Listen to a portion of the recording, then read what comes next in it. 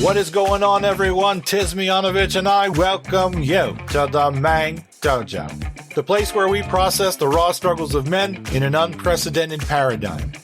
There is something inside of you that wants you to be more than what you are. But there also may be something inside of you that wants you to go down. And for some of us, that means going down for good.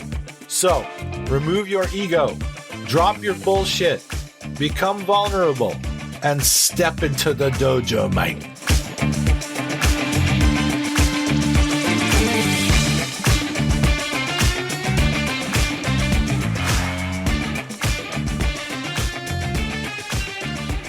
So I would call, I don't mean this as an insult, but if I had to for your parents, not you. Okay.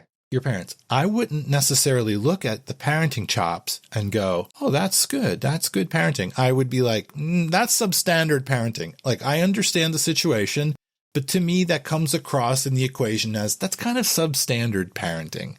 So you met my mom. Yeah, lovely. You met my mom. Lovely. Yeah. And my stepfather, actually. Yeah. So, lovely guy. So I would say objectively as I could comment on my dad. And I'll say my dad and I we talk much more now and for the last few years than we did for a whole bunch of previous periods. And not because of any animosity, just because we were both busy and, right. and I don't think, maybe needed, it would be the word that constant communication. My dad has somewhat reinvented himself a couple of times in life, and he ended up retiring. His third career was as a teacher. So he ended up going back to school, getting his teaching degree, and then teaching for a number of years, and then retiring from that just a couple of years ago. And he still substitutes and still coaches baseball and all that. And the irony, so I have a half brother who's 30 years old. My dad was coaching his teams, and this is not said with any animosity or jealousy or whatever else, just as a descriptor. My dad came to a couple of my games every once in a while along the way. Right. I would be either my brother or I would be in the front seat, and the other one would be under the hatchback of whatever two-seater sports car he was driving to go to practice every once in a while in the late 70s or early 80s. But he wasn't around, right? So to see him have reinvented his life and the way he has been through John's, my half brother, hit through his middle school, teenage years, and now the college years, and now even after, he's just completely different dude, same dude, but completely different lifestyle, let's say, right? And it's been really interesting to watch. Well, as he's gone through that life change in this latest lifestyle, we talk a lot more than we did. So I say all that because he'll probably listen to this and say I really appreciate what we have now, but I didn't feel I wasn't aggrieved or angry or felt neglected because I thrived on the freedom. I thrived on the opportunity to do whatever I wanted to do for the most part. Yeah. So that freedom was the best gift he could have given me. Although I understand objectively, that could have gone really sideways. And from a parenting checklist, it's that's not probably the way it's supposed to be done. My mom, on the other hand, I think she was absolutely doing her best, and probably to a large degree, because I wasn't going way past these boundaries, or at least not overtly that she was aware of, there isn't a way to hold her accountable or to kind of use it against her, say bad parenting because your son was apparently smart enough to be sneaky and do extracurricular stuff for the most part that didn't cause any real problems. So just because you weren't constantly aware of what he was doing doesn't make you a bad parent because you kind of thought you were doing it right.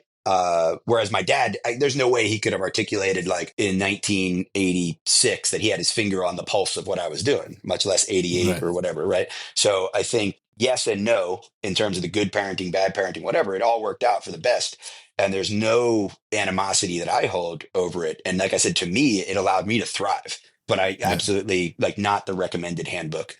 Problem. Yeah, you are not. You have seen that, and you are not parenting in that same fashion. I think with my older daughter, there was a period of time where I trusted her. There was a bad dynamic with her mom and and I think I really trusted my daughter. She trusted me. I think we both knew kind of where we were and what we were doing in the big picture, but I was not as involved in her life in her high school years as I would have liked to have been.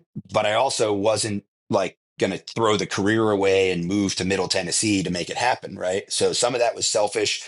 Some of it was just trusting that she didn't need me to be there. And we kept in touch enough, I think, for me to have a comfort level with that. 1,000% fueled by my own upbringing. And, kind of like being able to say, I got through that period of time without constant contact and it worked out well. And I think I think she's amazing. Right. And to some extent, we've been closer in her 20s than we were in her teens. Well, I don't think some extent, I think that's true. One of the physical barriers, she went through a phase where like she had a bad flight over the mountains in Colorado coming to visit because I was living in Colorado at the time. And then she wouldn't fly. So there was like a 3 or 4 year period where she wouldn't get on. She ended up going through hypnosis to get back on planes. Yeah. But she went through this 3 or 4 or 5 year period where she wouldn't get on a plane. And that just made it really difficult for us to spend time together, given that I did choose the career path and to stay dedicated to it. Recognizing as an adult, I could have just said no and gone and been a cop in Middle Tennessee and been around her or whatever. But that didn't seem like the right thing to do. And in retrospect, wouldn't have been the right thing to do. But there was definitely a moment of emulation as far as, the dynamic my dad and I had and the dynamic that she and I had. Right. And you have another gear going on now with your youngest. It's somewhat forced to be similar because of your lifestyle, so on and so forth, but you have a little more of an attunement. Yeah. So definitely much more sensitive to like the FaceTime with my younger daughter. So we've been, I was 50-50 until her mom got remarried. And now it's the whole summer and long breaks and, getting up to Ohio to see her once a month or whatever, figuring that out. So it's been interesting trying to navigate that. I'm definitely looking much more forward to her being with me all summer than this, seeing her for a week at a time, once a month or something that's been going on lately. The whole more hands off with young Rob Pincus. I'm trying to think about what the what the other scenario would be, which is everybody has to be there to like not quite helicopter parent, but standard parent to Rob Pincus in his teens, and what kind of fucking fresh hell that would have been.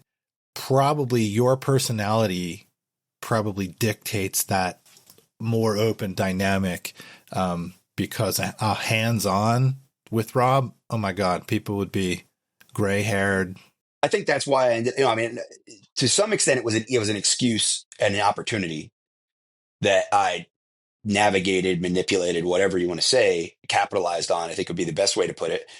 When my stepfather, who I ended up becoming really good friends with and close with over the years, when he moved in, I remember my dad was kind of out of the picture and my mom and dad weren't traditionally married in any sense for years before they officially finally separated and got divorced. And that was when I was 13. So by the time I was 15 and David was in the picture, then when he moved in when I was 16 and tried to like be the man of the house, like I was way too far gone for that, so there wasn't going to be like a million questions asked and why are you out past 9 and don't pull away from the house so fast or whatever with like it's just that kind of, or well actually I take it back because I wasn't even driving then, so it would have been tell your friend not to pull out, it's like come on.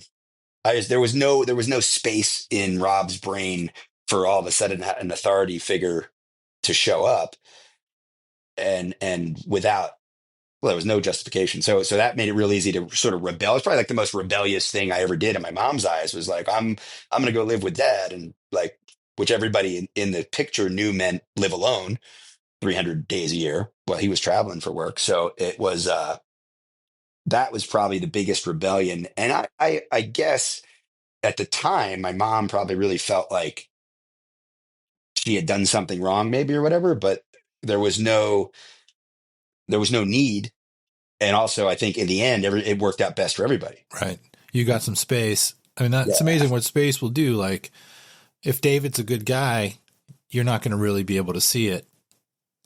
If you're like forced in those circumstances, you have to get some space from it and come to your own realization. Like, wait a minute, David's actually a really good guy. Yeah, which I think I would have said at 16 until like 3 days after he moved in, and now he's just a pain in my ass. Right. Right. Good guy or not, Right. When did you come back around to that? Like, oh, my stepdad's actually a good guy. Well, see, that's it. I think that it was so like de-escalated so fast that because I moved out that it was probably when I visited that summer, right? Like and still a little bit of a pain in the ass as far as like because by then I was driving, right? And it was probably more the way I was driving out of the driveway that was bothering him. But he was also kind of a cranky guy in general. So he was very, very different from, my dad behaviorally and just experientially, but he cared and he, was a good guy. And we just lost him a year ago, next week, actually.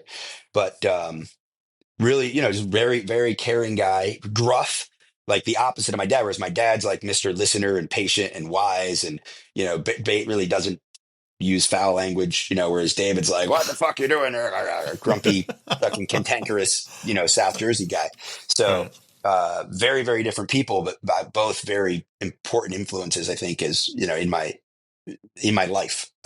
My dad, obviously, the whole time, and then David for a period of, 30 years. The picture of your dad is so compelling to me in that coming together. And I've told you this before. So have to fucking meet your dad. I think I've said that probably a handful of times to you. The fact that all of this is coming together and he calls you Robbie still, like this is different. This is different from what I thought the picture was going to come together as. I thought it was going to be a little bit different, probably switched around with with David's personality, Oh right? yeah, I thought yeah, it I would can have see been, that. but I definitely still have to meet your dad. This has to. How is your mom doing? I know you've been up there a few times since we lost David last year, and I did get a chance, as we discussed before. I'm glad that you're Mr. Social, and when you're in town, we try to go and do shit, restaurants and stuff. So glad that we set up that dinner. So glad that I got a chance to meet your mom and David. He was very cool, very nice guy. How has your mom been doing since he passed? He's good. I think we're coming up, like I said, we're coming up on a year, and I have this idea that the firsts of everything are going to be hard. It's like the first Easter, right, came up really quick after David passed, and then the first Memorial Day, which and they're like the social hub, right? A lot of people come stop by after work. That people on the weekends, like fire pit out back, the pool, like just very much a social hub in the community. And uh, David kind of was friends with a lot of people, and my mom is friends with a lot of people. But interestingly, David was friends with a lot of people in our town, even though he was closer to Philly, not in our town, but he had been hunting in our town and had some really good friends already established in the community before he moved into the town. And then those ties only became stronger. And I think my mom became friends with a lot more people outside of my dad's family, who my mom was really close with, because they still are, they were always in Jersey. My mom's from Michigan, dad's from Jersey. My mom stayed in New Jersey and married another guy from New Jersey. My dad ended up marrying another woman from Michigan and now lives in Michigan, although he had like Georgia and Vegas detours on the way.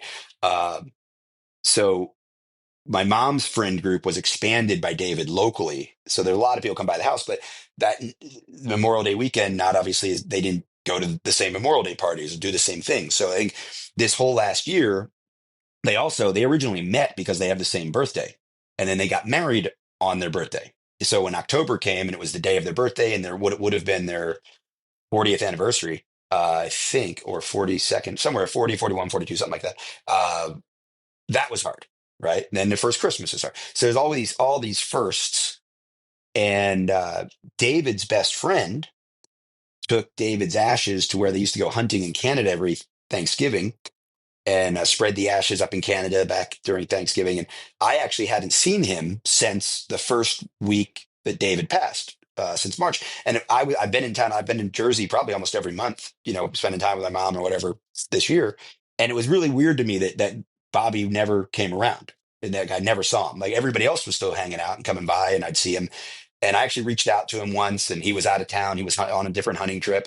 And my mom told me just over Christmas, I guess, yeah, Bobby, I finally got to talk to him. She hadn't talked to him either, which was really weird. And she said, he just said it was too hard. He couldn't even like approach the house, like getting ready to pull into the driveway without, and this guy is like the fire chief and a hunter and, big teddy bear very much, but, not an emasculine man by any stretch. Well, Bobby just passed away last week. So Oh man. I'm actually driving up to New Jersey this weekend for his funeral on Sunday. Uh, but it's like I regret that I didn't force the issue over this past year to have a conversation with him, and let him Yeah. vent a little bit about losing his best friend, who was my stepfather and who we had gone hunting, the three of us, duck hunting and deer hunting and stuff a lot over the years. And shared a lot of drinks with listening to their stories about, the Yeah. stuff the shenanigans they got into and everything. Uh, so it's really, and he was like, man about town. Like I said, fire chief, he's involved with the fire department there for 50 years in our town. So it's going to be, there'll be three. David didn't want a funeral, didn't want anything, any service. And Bobby, there's probably going to be 400 people at this thing on Sunday, Yeah. because his relationship with the community. So it's been interesting to watch my mom navigate through this year and sort of getting to the end of it. And now, of course, you can imagine like the emotions she's going through now with Peggy, Bobby's wife. The whole family, they're all great people, and they're obviously going through a lot of what we went through last year. And my mom's reliving a lot of that now, this past week. So it's been interesting to try to navigate that with her and, be there with her, but also encourage, try to do it in a way that is encouraging of don't stop traveling, don't stop doing things, don't stop, you know, too much. So I think for me, it's been a big marker of the year of firsts. And then, okay, now let's start talking about what comes next. Like they were big on RVs, and I've been talking to her. So she sold the RV, sold the big F450. Maybe a condo in a beach town somewhere in the southeast that you fly down to. You spend half the year at, snowbird it, as it were, which she's used to because that's what her parents did. My grandparents from Michigan would do that down in Florida. So we'll see what's next. But I think she's doing really, really well. Um, but it's there's moments where I'm sure it's incredibly hard after 40 plus years.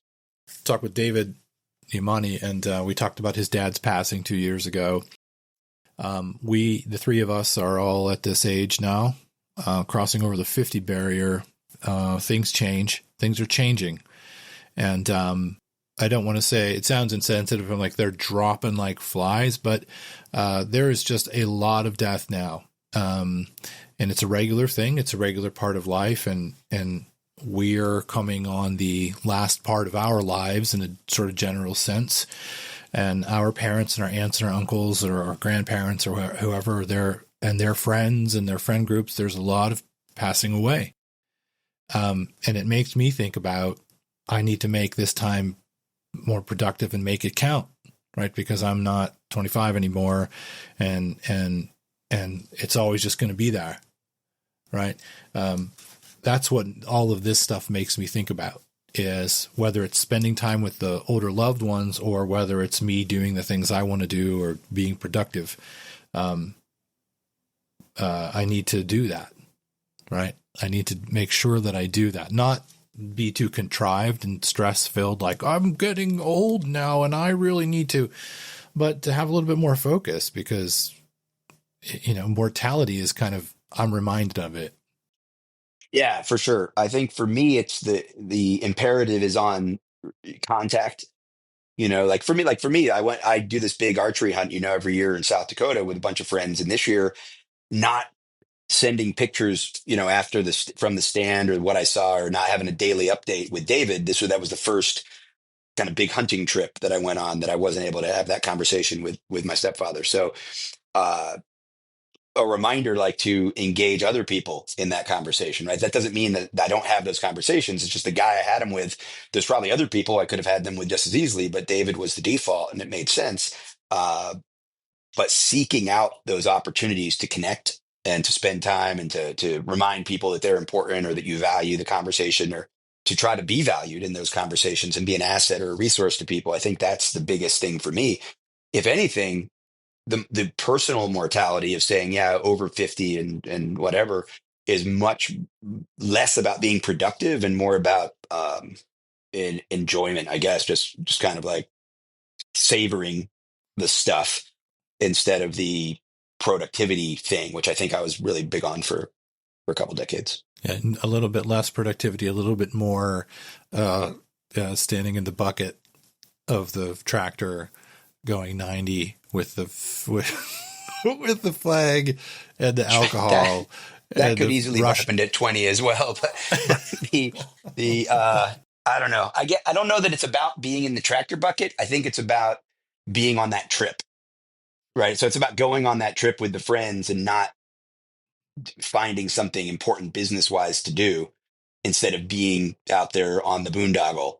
And then what I do on the boondoggle sort of self manifests into the same as it would have been when I was 20 or 30. It's just that I would be less likely to like this whole homesteading thing, right? I mean, I was looking at like, I'm building a chicken coop. Like, there's no point in my life where I was ever going to build a chicken coop until like 2 weeks ago, right? Now, all of a sudden, I'm looking at plans for a chicken coop.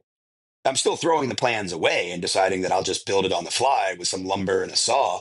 Like, don't get me wrong, I'm not like reading the directions or measuring, I'm going down that path as a precursor to then deciding I'm just going to do it myself anyway. I, that's pretty much everything I've done, but everything I've done does not include things like building a chicken coop at any other point in my life. This is definitely about a new enjoyment for you, this whole new homestead. Or adventure, yeah, it's definitely the adventure aspect of it. Again, it's a weird it's a mid-50s version of risk of not being risk averse. Like, I'm just going to do this, build my own house, We have powered by hope and wind. Yeah, we have about 15 minutes left. I want to get into like a meat and potatoes Mang Dojo concept, which is like masculine, feminine, or man, woman. My experience with you has been like you're more geared towards, which is interesting because again, you're in the shoot people in the face world. You would think that a guy that was shoot people in the face world might be more like, and men are like this and women are like this, but you're not. You're very much so a universalist in many ways because you have to teach across different swaths of people and demographics, and you're an educator and a public speaker. But I'd like to maybe drag you away from that a little bit and ask this question. There's a long-standing, hundreds of thousands of years, in my opinion, relationship between males and protecting kith and kin with projectiles. That's a known, historic, factual thing.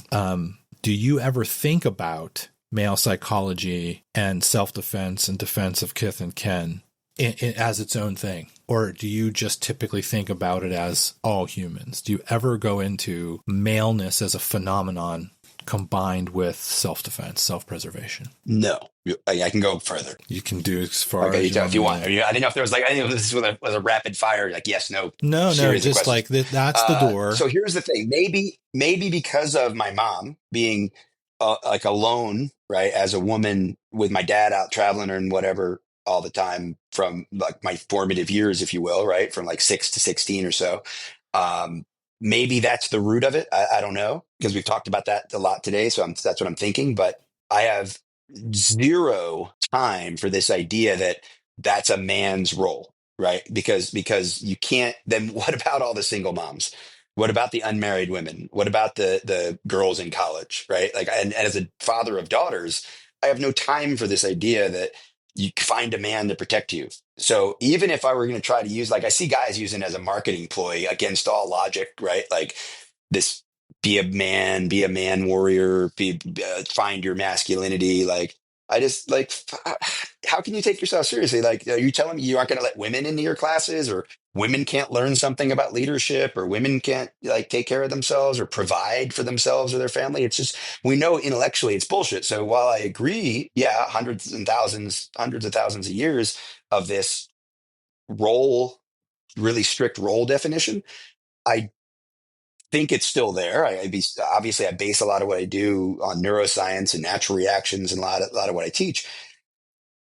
But when it comes to learning how to install a better lock in your door, or put up cameras at your house, or having the responsibility to put the cameras up and to have the better locks and to have the gun and the knowledge of how to use it and the quick access safe, you can't abdicate that to like some dude because you're a woman. Like, so I can't take it seriously.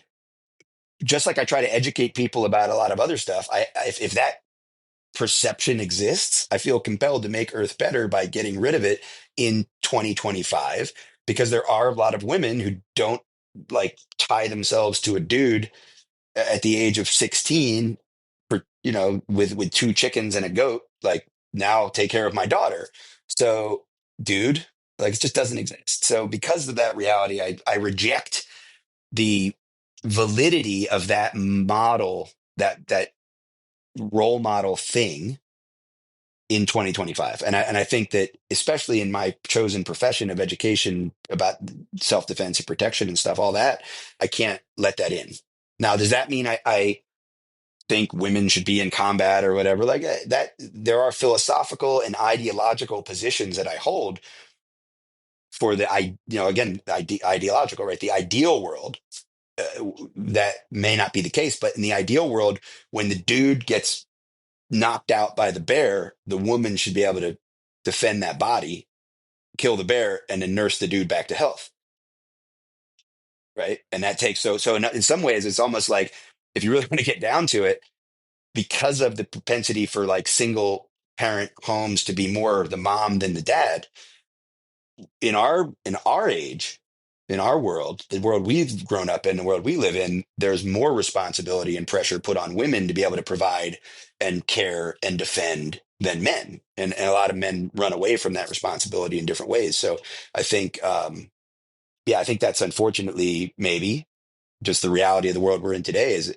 it's got to be more of a female thing. And that's why I get annoyed with some of the condescension and here's a gun for women or here's a class for women. And I get the marketing aspect of it, but it also plays to those tropes that undermine confidence building and capability building in the community of women, I think.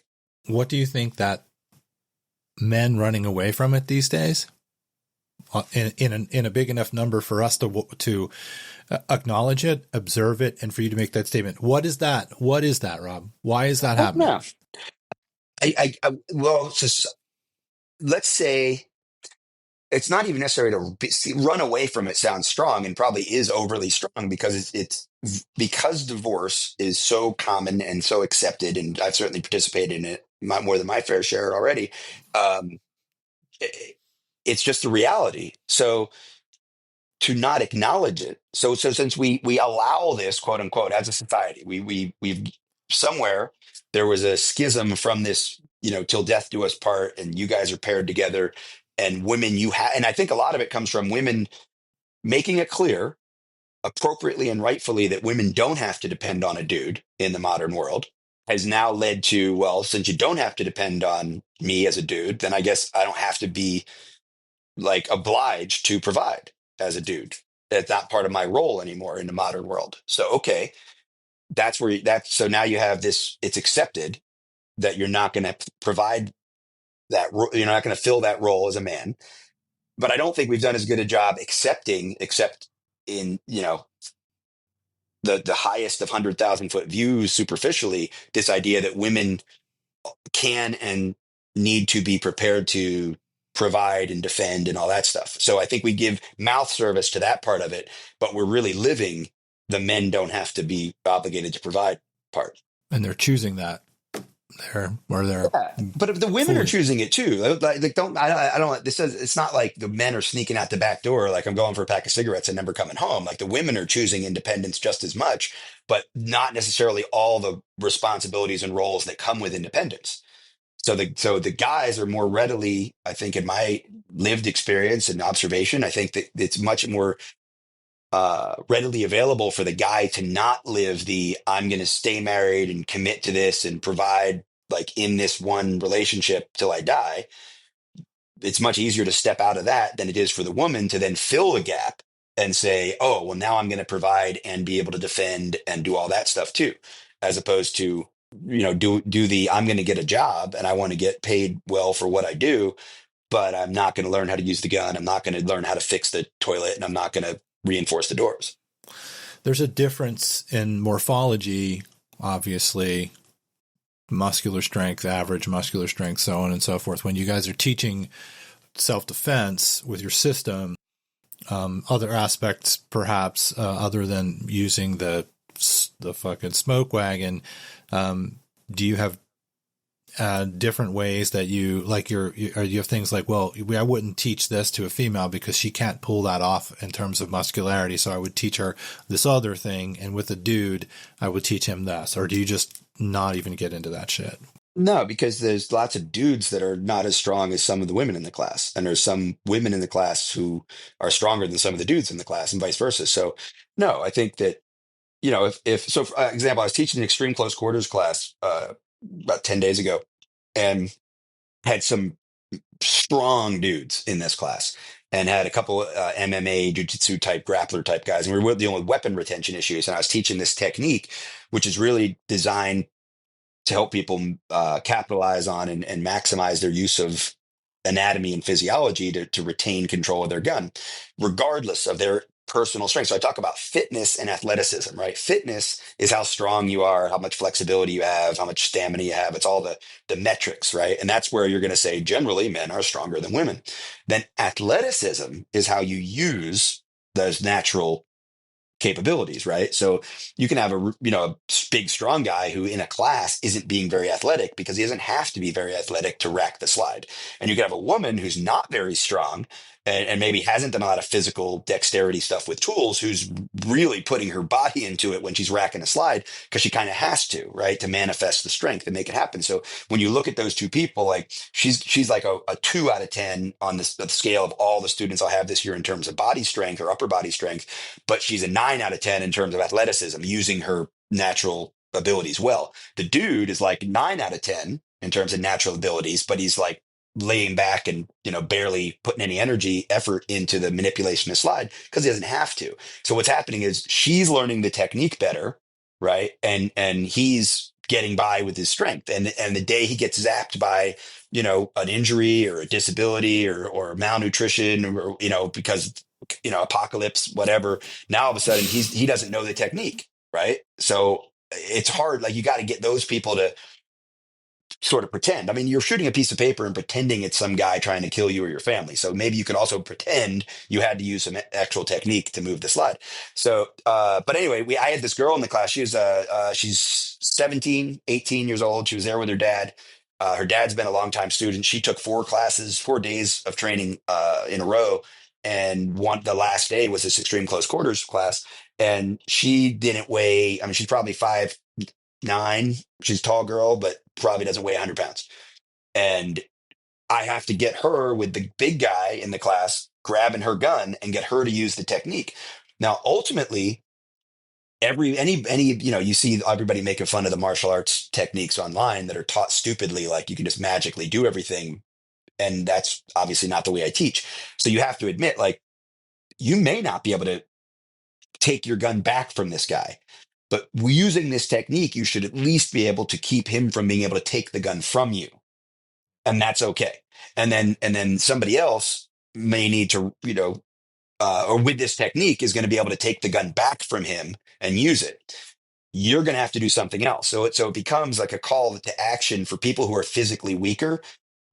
You got to come up with some other techniques. You got to carry a knife on your weak side so that while you're maintaining control of the gun, at least to the point where the person's taking it away from you, you also need to learn how to get that knife out of your weak side pocket and stab the guy a lot, right? While he's focused on trying to take your gun. Because no, you're not going to be as likely to pull the gun back when somebody gets their hand on it because you weigh 78 pounds and don't have a lot of big upper body muscle.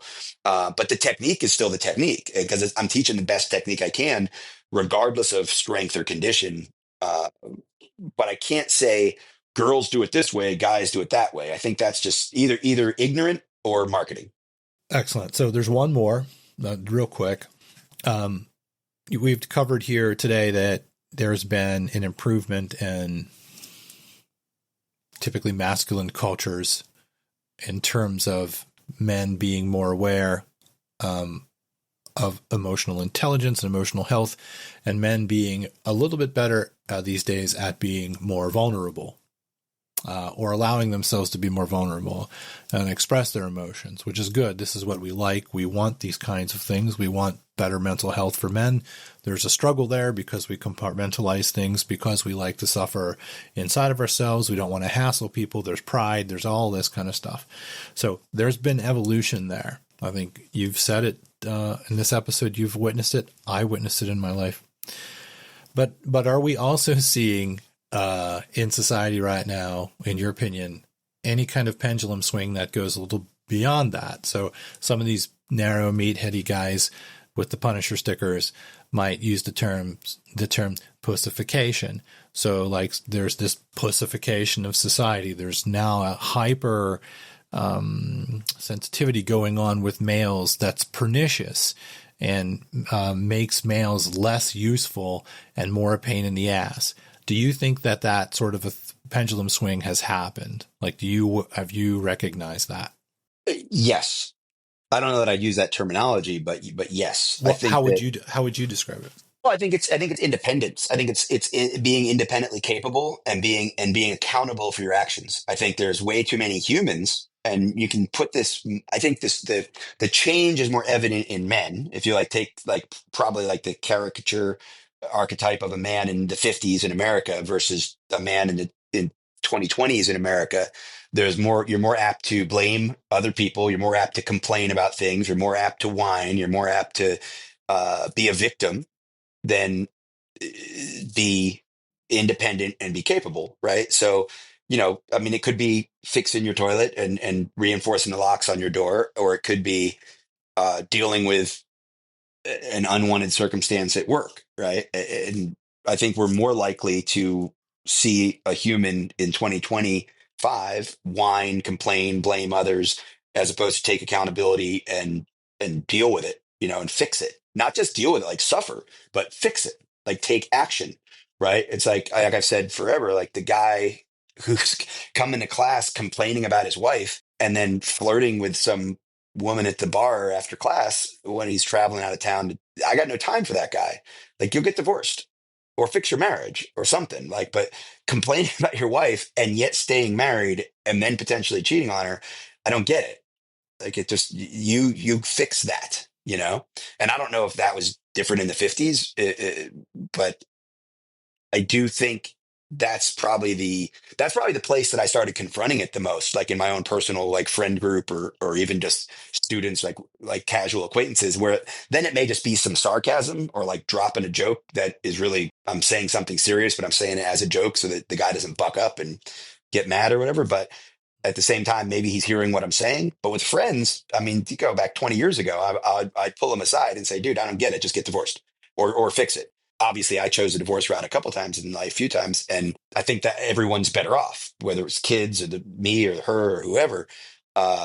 I was definitely not like divorce averse based on my upbringing, and I think it makes things better for people that maybe didn't make the right choices completely in the first place, or people change, people evolve. A lot of people will talk about how life expectancy is 100, not 30. So till death do us part means something a little different, and culturally, it's just not respected or valued as much anymore. So it's easier to make that change. So if you're just complaining and whining about something that is that important, and then it can go down. Maybe it's your job, maybe it's your car, maybe it's the dog that you have, like just whatever, like fix it, take accountability and do something about it. And I think that's been more tolerated and it still is more, well, it's probably more tolerated to your point, to the point of the question in general nowadays. But historically, that kind of behavior has been way more tolerated in women because, again, I think we've kept women down, so to speak, right? We haven't empowered them to be confident, capable caretakers in their own without the man. So it makes more sense to me that they would complain, whine, suffer through situations they knew they didn't want to be in or they knew were wrong. Guys doing it has not been the archetype or the stereotype of what we try to promote, but I think a lot of dudes have done it historically. And now what we see is guys are suffering, but they're also whining, complaining about it. And I think that's the weakness. I think that's the tell, that's the problem is if every time your friend whines or complains to you, I think what's interesting is, like there's all these memes and this idea that the woman just wants to vent, right? And she comes home and she's like, this is what's happening at work. And the guy's like, well, here's what you should do. And she's like, I just want you to listen. I don't want you to fix everything. Dudes are not like that with other dudes. Right? Think about it. Like you dudes, oh man, I can't, this is happening at work, da da da da da, this and that. How about them Cowboys or whatever sports thing, right? Like it's like, well, what about the weather? Well, next week you'll forget about all that. We're going hunting this weekend. It's like we're not super good traditionally about fixing it for our friends or trying to encourage them to fix it. We're much more likely to listen to them bitch and moan and then just have a beer or move on. Whereas with women in our lives, because we're protectors, because we're caregivers, because we're providers, when a woman is complaining about something, we want to fix it. We want to get in there and help her fix it or fix it ourselves, or I'll talk to your boss, whatever it is, right? Like we can't just sit back and let that be bad for the woman that we care about. and we get made fun of for it, right? And like women give a shit over trying to fix everything. But with dudes, we don't. I try to be made way better about it. I think I am, maybe annoyingly to some of my friends. Like, if you start bitching in front of me about a problem, I'm going to start trying to help you, dude, because I care about you and I want to see you better off. And I'd love for you to solve the problem yourself. And if I can be of help, let me know. But I Yeah. don't want to hear you complain. And I'm not just going to talk about the sports team after you're done venting to me about something serious in your life. Particularly if it happens, that conversation keeps happening over, or that same venting keeps happening over and over. For sure. For sure. That is a great place to, I think, to stop. We are at a little over, it's 3:18. I don't want you to be late for the doggy. Do you, or the cat, do you have anything else that you want to lay down? I knew you weren't going to let me out of this without mentioning that I have to go pick up a cat from the vet. Well, I'm not going to keep that in. You just hit a home run. I'm going to have to cut this last part out because you sound like a fucking simp.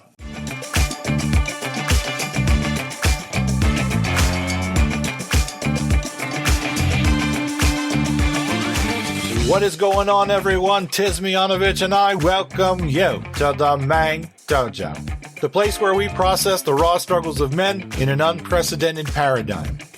There is something inside of you that wants you to be more than what you are.